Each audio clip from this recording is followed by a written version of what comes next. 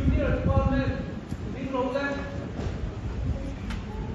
Junior Department cho thu bình tên là Bơ Sổ Một Thị. Trong một cuộc bố cho các sổ thị một đi. Xoay rộng lên.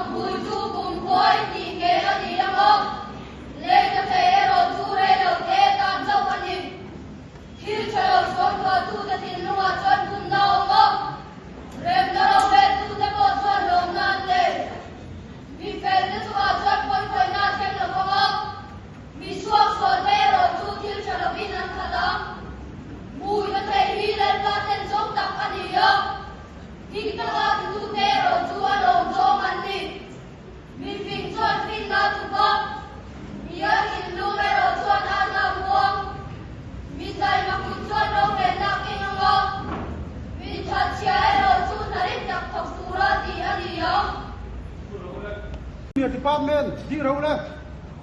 Junior Department sang tu finte, bung song pani, sang song papu atanga, sang song ni pali sabin, saya role.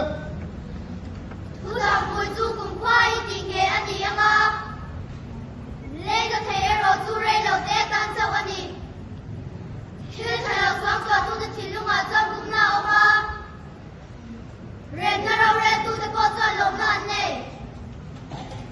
Nhìn về bên trong ngoài các quay khởi nạn trên là băng am Mình xoạc xóa tê rồi tu thiên trở là bình ăn thật đáng Ngồi như thế đi lên ba tên giúp tập ăn gì á Nhìn ta ca thì tu tê rồi tu lòng dông ăn nhỉ Mình bình choát bình ăn của ba Mình ăn thì lúc cái rồi choát ăn nạp quang Mình đầy một cuốn choát rau rẻ ra kênh ngon á Mình thật chạy rồi tu ta liên tập học cú ra đi ăn gì á Chú role.